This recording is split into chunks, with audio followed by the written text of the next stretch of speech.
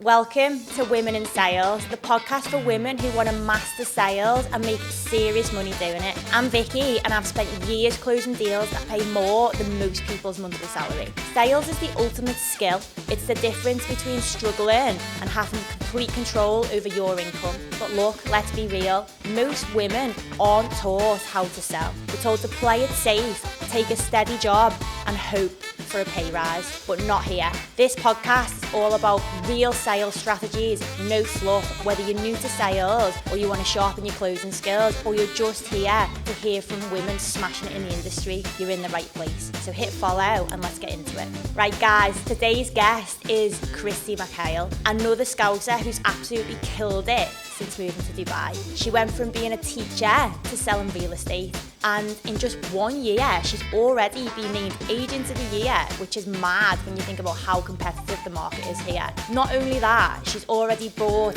her dream car. She's built a name for herself in an industry where most people don't even last 6 months. And we're going to be getting into how she's made the jump from teaching to selling multi-million dirham properties, what it really takes to survive in Dubai's cutthroat real estate game, and the mindset that got her to the top in just 1 year. So if you've ever thought about moving to Dubai, switching careers, or you just want to know how females in sales are getting deals over the line, then this one's going to be for you. So lock in because it's going to be fire.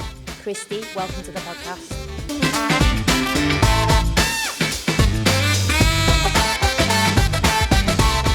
So thank you very much for joining us today. Thanks for inviting me. No, you're more than a pleasure. So I guess what people will be wanting to know, best place to start, what is it that made you move to Dubai in the first place? So I was from Liverpool, and I cool. studied at Manchester University, studied mathematics, was going to move down to London originally to do like asset management, but then COVID hit, and I was just like, I cannot stay in this country any longer.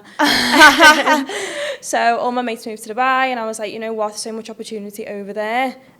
So I originally took a teaching role to start with, and I just thought, you know what, I'll just wing it and just see what the city's all about. Yeah, so like teaching's a bit of a strange one, from asset management to teaching. What made you go into teaching? Do you know what? It was just an opportunity that was given to me to come to Dubai, do teaching. It was quite like it was a stepping stone really, because I got accommodation, I had a nice salary, I seen the salary and I was like, what the hell, that's so much money. So moved over to Dubai to do that, and it was just an easier way to get to move Dubai. Over. Yeah. When you say your mates moved to Dubai, was it your mates from uni who'd done that, or your mates, like, because I know there's loads of Scousers over here? It was people that I actually met travelling. So I went travelling when I was a bit younger. Okay. They came out here. One of the guys did real estate. I didn't even know what it was, to be honest, before I even moved over here. And then the girls came in to do teaching. And they were just living it up. They were out every weekend on boats. I was like, look at that life compared to the life I'm living. I want a piece of it. Have you always been ambitious? Yeah. 100%. So teaching was never the end goal? No, it wasn't even on the radar, to be honest. So what was the point from teaching where you thought, right, because you just told me before we even started this podcast, you only lasted a year in teaching. What was the point where you thought, nah, I want something more? I just seen everyone around me. Like my boyfriend, he was in real estate, he was doing well. I used to go out for weekends and people were doing deals left, right and centre, and I was like, I want a part of that. I want the uncertainty really of where's it going to come from, that will like push me on more. Wow. So that's like, people will be watching this, you know, especially at my audience, they're like, oh, uncertainty, you know, sales is commission only. You, like, at the end of the day, if we don't sell, we don't eat. Well, unless your boyfriend's paying for you, you know, unless you're getting into other stuff. But you know, at the end of the day, if we don't sell, we don't eat. And some people wouldn't be able to deal with that uncertainty. For you to want to go, and because I read the quote once that the more successful, or your success equates to the amount of uncertainty that you're able to deal with. And that's a quote that I love, because so many people cannot deal with uncertainty. 100%, I mean, if we do go back and look at lockdown, the reason why so many people were like stressing out is because of the uncertainty. Where does that come from? Do you know what? As in, oh my God. The uncertainty, I'd say, in real estate in the real estate game, where's it come from, do you mean? No, sorry, where you going out and seeking uncertainty, seeking, you know, being uncomfortable, seeking growth, essentially, because growth happens outside your comfort zone, right? You going and actively seeking that uncertainty, where does that come from? So the drive to want more. Yeah. Yeah, I just wanted more in my life, like from Liverpool, from my mum was a single mum, seeing her struggling my whole life, and I just thought, I can't stay in this cycle, I need to break it. Like, there's no one around me that I look at and I think, rah, like you're so wealthy, or you've actually made it. Yeah. Like in my close circle at home, there was no one like that. Yeah. And you come to Dubai and you see people that have got a nice watch, they drive a nice car, got a gorgeous house, and I wanted a piece of that. And the only way I was going to do it was to strip away my comfort, and I had to, do you know what I mean? I had to do it, there was no other way. I love what you just said there. I relate to that so much. Like, obviously, you'll probably start getting the troll comments soon. I don't know if you've had any yet, but, you know, daddy's money, all of this. Like, I grew up in a house, you know, in Mchale, Liverpool. My mum was single as well. There was two of us, and I watched her. You know, she's a nurse. She whatever, basically minimum wage. And I remember a time when the boiler broke. And she couldn't afford to pay. She had no savings, and that was a moment for me when I just thought, right, my brother is I think he's your age actually, 4 years below me. He was only 16. He didn't have a job. My mum had no one to ask for help. And I thought to myself, right, she will never be in this position again. So I don't know what it is about Scousers. Like, we just I obviously had, you know, Leon the other day who's got into sales, and if you know her, like where that drive, I don't know. I feel like it's a Scouse thing. Just it's either sink or swim in Liverpool, isn't it? Yeah, because there's not, like in London, you look around and there are going to be wealthy people, but really in Liverpool, people are just getting by. Yeah. But there's not much opportunity up there, really. Yeah. Yeah, no, I get that. And yeah, like if you'd have asked me when I was younger, who do you know who's a millionaire? Do you know any millionaires? And as you say, you know, you don't, and you've got to surround yourself with those people. I mean, you've gone from teaching to how long have you been in real estate then? 18 months, around 18 months, yeah. Okay, so I was watching a video the other day that you didn't find it easy, the transition into real estate. You went a few months without making any deals. Talk to me a little bit about that, because, you know, that switch, as you say, that uncertainty, there's nothing more uncertain than sales, I think, commission-based only role. Talk to me a little bit about, I mean, also for the audience, by the way, Christy's obviously just won Agent of the Year 2024. From going from struggling in your first 18 months to Agent of the Year, you know, within a year. Talk to me about that journey. What shifted? There must have been times when you were like, fuck this, I've made a mistake. Go back to teaching. It happened, yeah. So when I first started, I started in October 2023. I actually did a deal in my first 5 days. Yeah. And I thought, easy. That's it. In there. That's me sorted. And then I was trying to do like the big tickets, so like the big tickets, like the 110 million. Like, who did I think I was, really? That's it though, you got to go in at the top, isn't it? Definitely, but I didn't have the skill set at that point to be able to to take my emotion out of the deal, to be able to close that sort of deal, because it's all about emotion when it comes to the closing bit, but I'll guess that later. So then I went a few months without a deal. Got to January and I was like, what have I done? Like, I am genuinely going back into teaching. If this doesn't work now in this month, I was running out of money. I was actually doing tutoring on the side to have a bit more cash. Because the thought of having no money just put me under. And then it hit. I had a meeting with Gino, who's my director, my manager. And he sat me down and was like, this is how we do it from the beginning to the end. And he just repeated it and repeated it and repeated it. And then in February, I did 8 deals. And then it was just a trajectory on from there, really, like month after month. Bigger tickets. Like understanding it's not just about hard selling. There's actually so much value that needs to go into it before you even get to that. 100%. As I say to my girls all the time, like, if, you know, you've got to provide value, if it's about you, it's you focused, then you're never going to get anywhere. You know, if you're going in with an agenda, I need to make this money, like, you're not going to close that deal at all. It's got to be customer focused, it's customer centric, it's got to be about the prospect, what problems you can solve for them. if you're not leading with value in that call, then sorry, no chance. And also, I think at the time, like it's really, I suppose it could have been easy for you to be emotional in that January and be like, right, I need this money. And that's when you start getting desperate. Yeah. That's when the prospects can smell desperation on you. And it happens all the time in Dubai. These agents, I get them. They call me. You know, so annoying, I don't know. So annoying. Are you looking to buy or sell? So talk to me a little bit about, like, because there's a lot of people who would give up. Yeah. And most people do. Most people do not last in sales, in property, in my industry as well. Sales as a whole, it's tough. Yeah.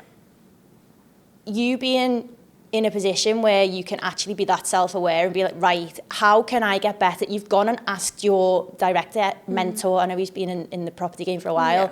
Yeah. Did you go and ask him for help, or did he say, right, you're struggling, you need help? Or did you literally sit and look at yourself in the mirror and be like, right, what can I do better? No, yeah, that's literally what I did. I said, I needed someone to guide me. Yeah. You know what I mean? I wasn't a salesperson before. I was a teacher. So I just went to him and said, like, look, I want to make it. I need to do everything to get there, but I just need some help. Yeah. And that's like the biggest bit of advice I could give anyone, really. You need to find someone who you look up to, who you want to essentially be like, how they do that, how they a master of the trade, and stick to them like glue until you then can do it on your own. 100%. It's almost like, I mean, in my industry we call it like, going to find a mentor. That's essentially what you've done. Like, you know, if you want to be earning, it's not even about, and there's a lot of people who be starting at the bottom. Yeah. They come in and, you know, I know you're on how many people are on your team? About 15. 15? In my actual team, yeah. Okay, so in the actual team, obviously in the company, there's, I don't know how many. Yeah. And then that's just one agency. Like, we're quite small, to be fair. We're a small company. Yeah, because I know it's a new company, So, like, and then that's just one company. Think how many companies there are, how many brokers there are for you to win Agent of the Year. I tell my girls, like, if you want to be the top salesperson, you've got to not just mirror the top salesperson, you have to go beyond what they're doing, because it's like, I relate it to sport, obviously I play football, right? So it's like, the top scorer, right? What are they doing? What's their level of effort that they're doing? But you're not as good as them, so you have to put double the effort in. You know, you've got to do the unsociable hours. Yeah. You've got to be willing to put double, as I say, triple the effort just to reach that top. I mean, talk to me about Agents of the Year. So in 12 months, like what an amazing achievement. Out of every single broker, I don't even know how many people? Thousands. Over 40,000 maybe, more, I don't know. How did that happen? I actually don't know. How does it work? So, like, people vote for you? No, it was, I think it's to do with, like, I actually don't know, to be honest. I think it's to do with, like, lead generation and the amount of deals that I've closed. Yeah. The way you treat clients, something that's just being said. Talk to me about that. So, I guess, I mean, do you know what? Actually, when I was speaking to Lee the other day, she said there's a lot more female investors coming onto the market. Do you deal with men or women? Both, really. Both. Yeah, I wouldn't say it was more one than the other. Yeah. I think sometimes when you are dealing with a man and you've got a different approach to what a man would have, I think sometimes they actually quite like that. Yeah. But for me, and one reason why I think that I did win Agent of the Year is because I am, like, so authentic. Yeah. Like, I've pushed that. Like what you said before about there's the top person who's earning X amount and you've got to be better than that person. I think the drive has got to be the same, if not more. But to be yourself and to have something different in the market, I think that's what sets you aside. Like, you just got to be yourself. Yeah. And that's how you make relationships with people, and that's how you bring value to people. Yeah. Yeah, literally just being yourself. Yeah, because there's a lot of fake it. I think there's a lot of fake it till you make it in this, well, not even just in real estate, but in this city as a whole. I mean, be yourself. I want to know, I guess, you've got a maths degree, we talked about this before, because that's one thing about your profile, and that's how I am so data driven. Like, I'm very, very logical, I'm very, very data driven, and I know that when I'm buying and investing property, I'll be coming to Christy because of the way you are able to present the information to the investor. Tell me about how you use your maths, because I always say I've never used my law degree in sales. Actually, law was the thing that taught me how to get on the phone, how to, when deal with screaming. I used to work in conveyancing, so property law. Oh, God. And, you know, I used to get phone calls like, my property, I'm 10 months pregnant. Mum, I'm about to drop and you've not got my keys and all this. So I've, like, that, I guess, dealing with different types of people, that taught me a lot. So I will say that one thing about the degree. Tell me about how maths, your maths degree, has helped you in property.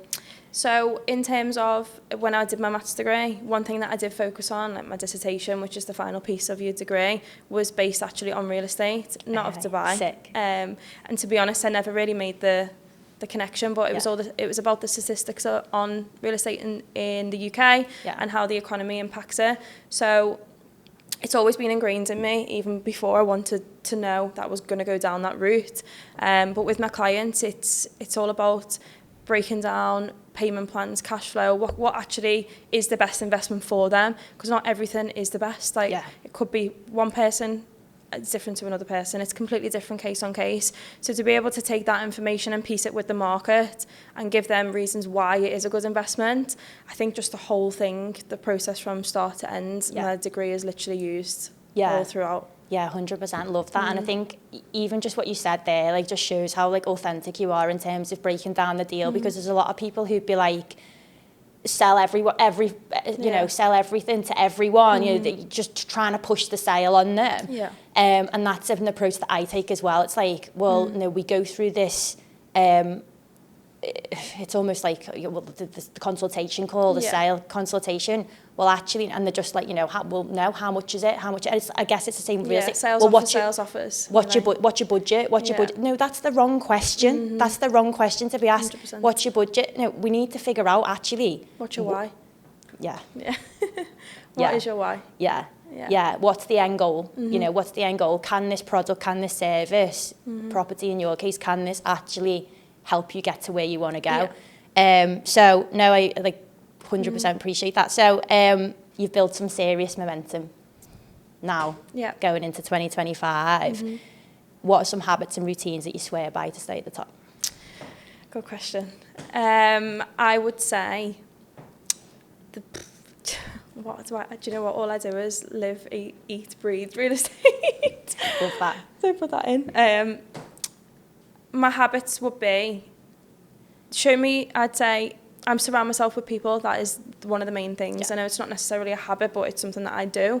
They say, what's the saying? Show me 3 friends and what's the saying? Show you your future. Show me your 5 friends. You're the average of the 5 people you spend your most time with. That's the one. Yeah. I'm not good at metaphors. But, that's literally what I do. So the people that surround me, the people I want to be like, having a morning routine. For everyone that's listening, we've got a community called Shredfast, which everyone's involved to get into. Is that to do with Shredfast or not? Yeah, Shredfast is a part of it, but we're also with KO8. Scousers. It's funny that, isn't it? I know Luke personally, and I've known Luke for over 10 years, and I've watched him build. Shredfast. You know, I need to come. I've not come down yet. I need to come down, but 100%. Like, I know all the boys, Leif and all work for him. So you exercise. How important is exercise to you? So important. To be honest, before I went into real estate, my time management, as in for myself, was so much more. Whereas now this year, I'm sort of incorporating it back in. Because when I started in real estate, it was literally 100% into the job. And everything else, it was just tunnel vision, to be honest. But it's so important for your mental health. To get up and have that time for yourself and to be surrounded by people who are also on the same journey.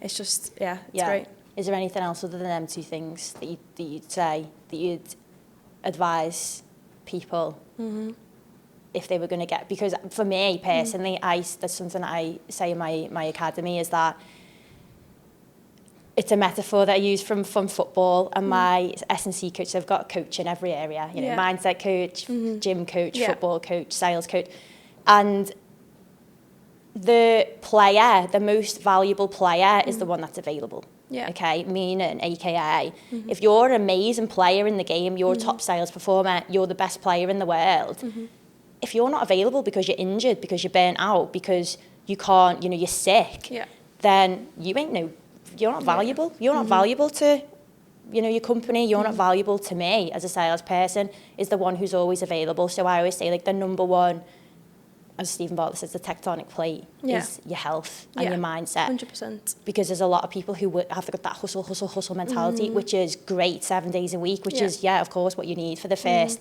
if you first 6 months, first 12 months. Yeah. How important has that been for you? That's literally what I did, though, the first 12 months. It was tunnel vision, 100% in.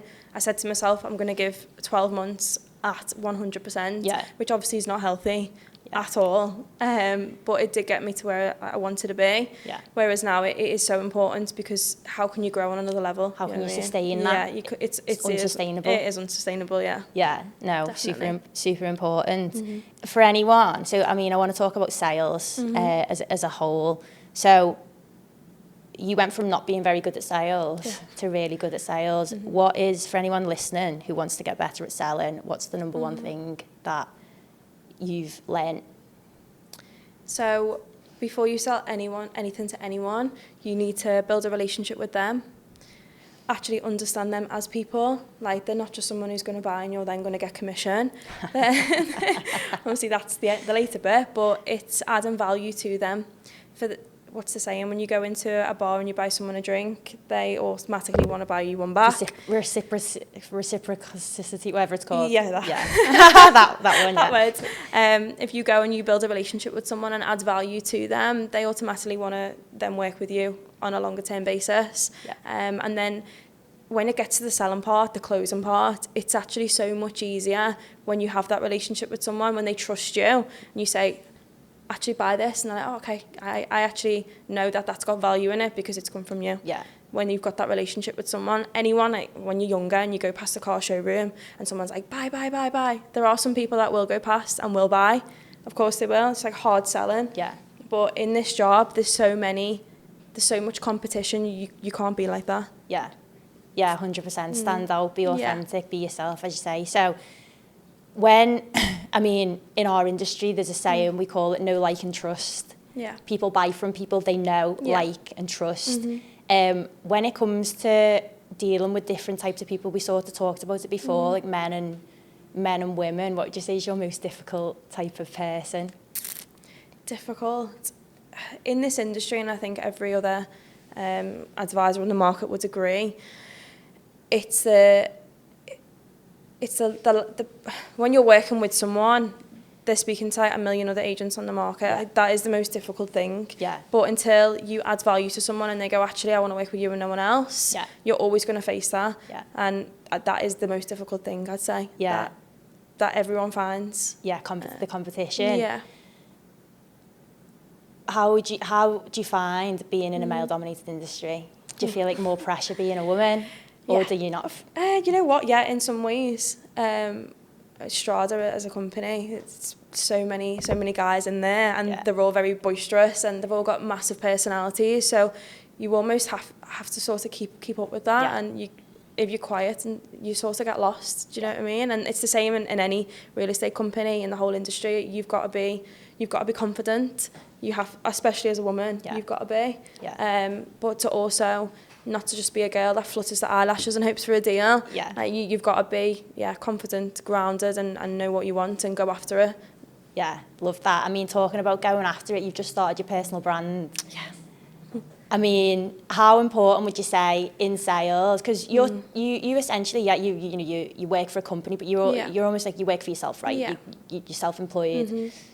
How important would you say, or I mean, what made you want to build a personal brand? So one of the directors of Strada, all of them actually, they're all doing it. And they push it from the top. And you look at other people and you see them on Instagram and you actually know who they are.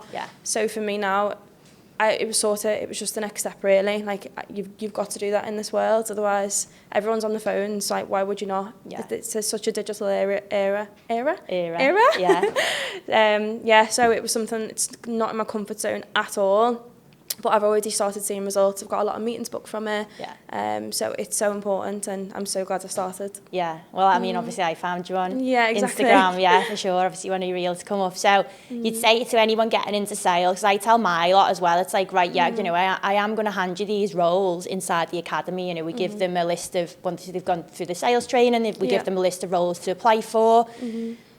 But it's almost like, for me, the personal brand is like, you attract. So it's like we talk about masculine, feminine energy, is, you know, the personal brand brings people to you because they're attracted to you, they're attracted to your personal brand, and it only makes your life easier. 100%. Yeah. Because the first place people are going to go, because a lot of these people, you know, a lot of my clients are like, oh my God, I'm so scared to, you know, post on Instagram. I'm saying, you don't even have to post on Instagram, just be visible. Yeah. You know, LinkedIn profile, it's a lot more professional. Yeah. These clients, the amount of people when I was taking sales calls, I'd have a view on my LinkedIn profile, which kicked me up the bum actually to get my LinkedIn sorted. But the amount of people who will go. They do, yeah, and they tell you as well. Yeah. I found you on Instagram. I had a client that she actually reached out from Instagram a couple of weeks ago, and she said, I can see you're dominating the male industry, and I'm dominating my industry, so I want to work with you. And I was just like, whoa, like, even that, it's crazy. You just don't realise how powerful it is. Yeah, 100%, so sick. Yeah, I get a lot of offers obviously come through my Instagram and my personal brand, and I just think if you've got a strong personal brand, if you can sell and you've got a strong personal brand, you ain't ever going to be skint ever again. I mean, what would you say? So this year, so 2025, what's next? What's next? I want to get into maybe the renovation, go down the renovation route for myself, buy some more off-plan, and do you know what? One of my goals for the start of this year, I was in Thailand at Christmas and I wrote it down. I want to be known in the market for being one of the best female brokers in Dubai. And then obviously the whole thing with Beirut happened, and I'm getting invited on podcasts. Mad. And it's crazy, isn't it? Like when you actually believe something, you do achieve it. I didn't think it would be this quickly, obviously, but I need to rejig them, to be honest, because that was meant to be. Because sort of the happened. You manifested too hard. I mean, there's three things that I break success down into. All right, so the skill set, character traits, and beliefs. Yeah. What would you say if we break them down? So skill set, obviously your skill set of sales. Yeah. What's one? You've got sales, but what's one skill set that you think that you've got? That maybe you can advise other brokers, people, get women in sales, getting into sales? Like, what's a skill set that you think is the most important to learn under the sales branch to become successful? You know, when people go into sales and they think they've got to have sales experience before, I just, it's not the case at all. Like, my old job, organisation and being a people's person, like being able to speak to different people.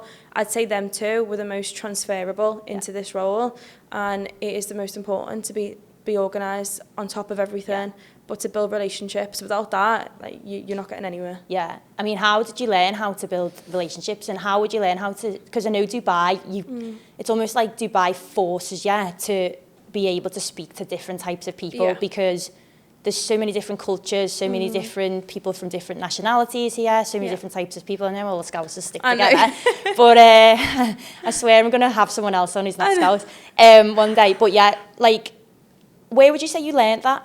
If someone's like, oh, I'm shy, I'm an introvert, you know, someone watching this is feeling all of these things, how can they get better at getting out there? Literally just got to do it. Like, put yourself in the deep end. You're either going to sink or swim, and if you want it hard enough, you will swim.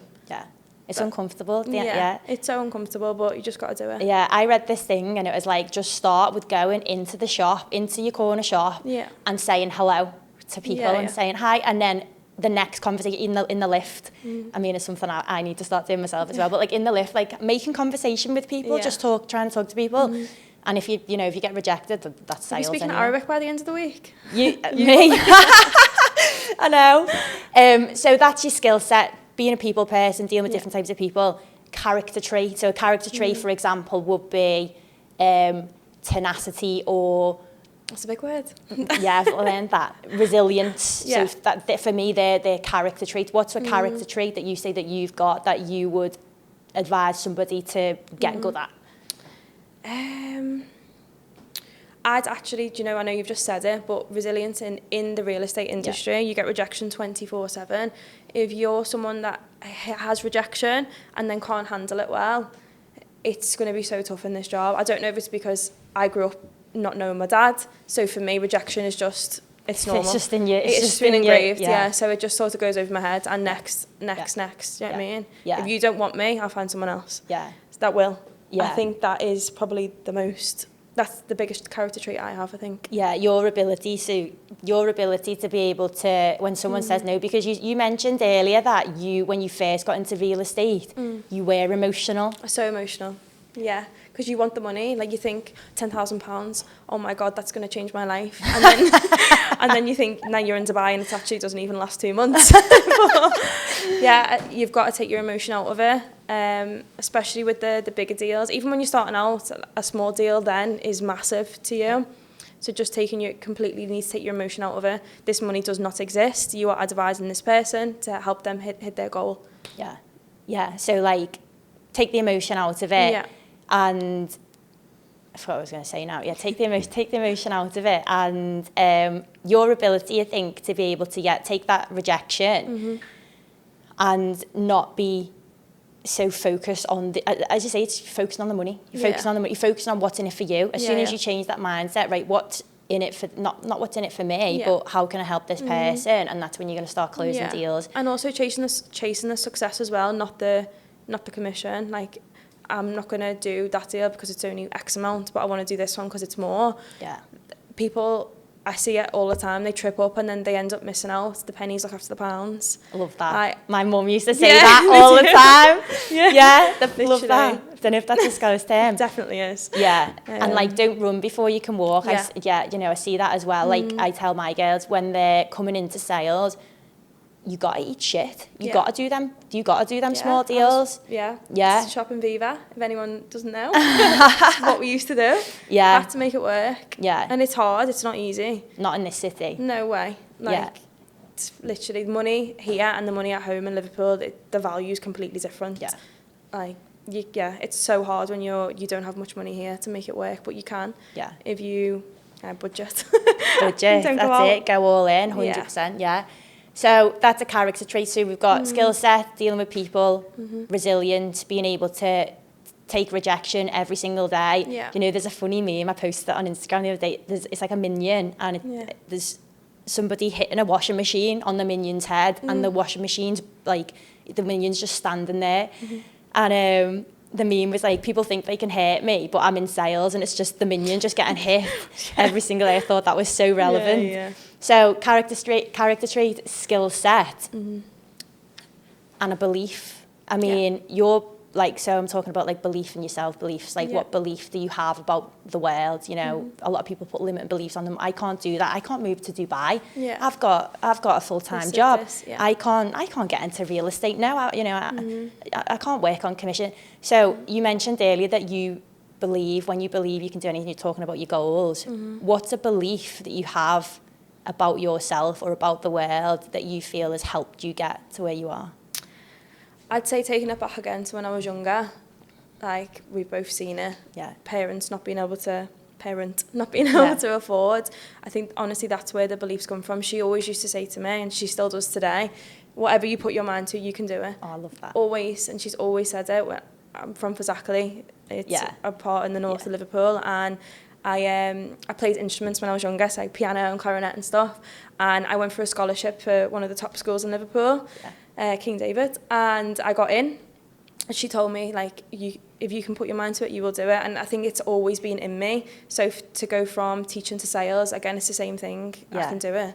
You know what I mean? So, it's a skill. That's the thing, isn't it? It's a skill. If you put your mind to it, you get better at doing it. And I think a lot of people, like I try and say this all the time, you know, when you first get into sales, you wasn't very good.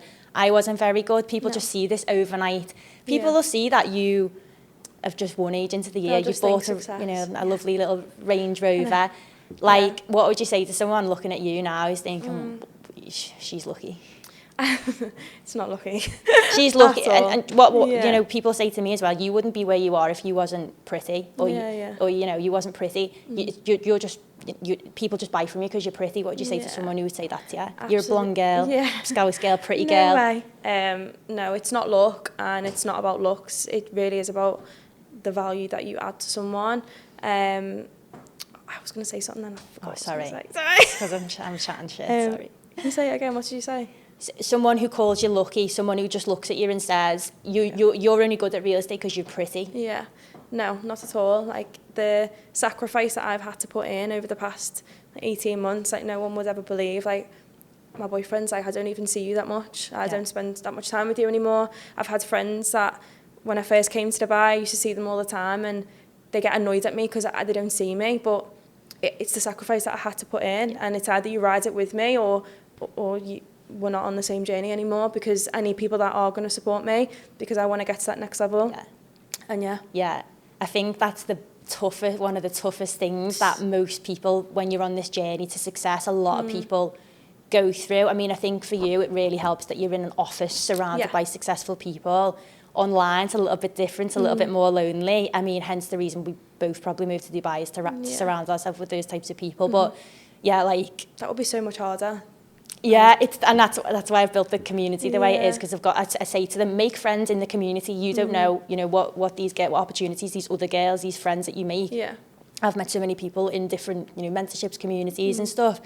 But yeah, I think cutting people out, is that something you've had to do? It's not something that I wanted to do, but I think it's naturally just happened. Yeah. It's just life. There's a saying, isn't there? I don't know what the saying is. Something about when you're I don't know. There's a saying. Do you know what the saying is? No. What's it about? Something about, like, when you're successful. I don't know what it is.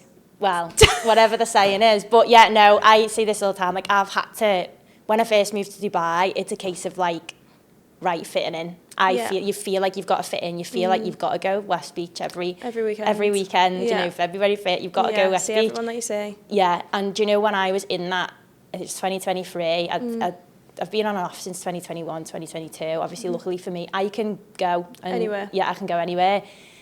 So home, back, and then I was and ahhing. And 2023, I was out every weekend, trying to fit in, trying to make friends. Yeah. But I think, as you say, when you're on this, like, you've got this higher purpose, you just can't do that. You just can't be going out with, like, toxic people. And Dubai is the... And it's hard in Dubai as well to find like, real people that you actually connect with and aren't being friends with you for X, Y reason. It is hard. It is. It's a tough city to navigate. Yeah, it's quite a lonely place, to be honest. For a lot of people, it is lonely. Yeah. So even people that are here that are feeling like that, like, it happens, it's real. Do you know what I mean? Like, you're not the only one. What advice would you give to somebody who's feeling a little bit like that in Dubai at the moment? What do you think it takes to make it in Dubai? To make it successful. To make it successful, and because a lot of people go, I know a lot of girls who've gone home. Yeah, they do. What do you think it takes to make it, to survive here? To survive. A good group of people around you, which you're not going to find on West Beach. Where can we find these people, for people who are struggling to make friends in Dubai? Yeah. They don't want to go out and drink, because I know that there is obviously a massive drinking culture here, but where do you find people? Stradfast. Yeah. There's a lot of communities that are full of fitness and like, walks on Kite Beach. There's runs. Even if you're not into that, there's like meditation, like mindset coaches. There's a lot of stuff away from the drinking aspect, which I think that's the way Dubai's going now, to be honest. A lot more wellness is coming into it.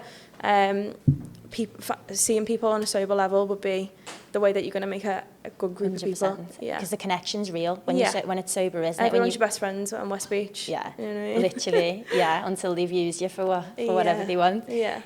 Okay, well, look, I think we'll wrap up there. Thank you very much for coming on. Thanks for just before we do, I mean, I guess we'll leave it on last question. What's one piece of advice you would give to little Christy? Little Christy, back in the day. Back in the day, keep going. Never ever lose belief in yourself. Keep going for your goals, that you will achieve them. Keep tunnel vision and don't waste time on people that don't value you. Love that. Thank you very much for coming on. Thanks so much. Appreciate you coming on.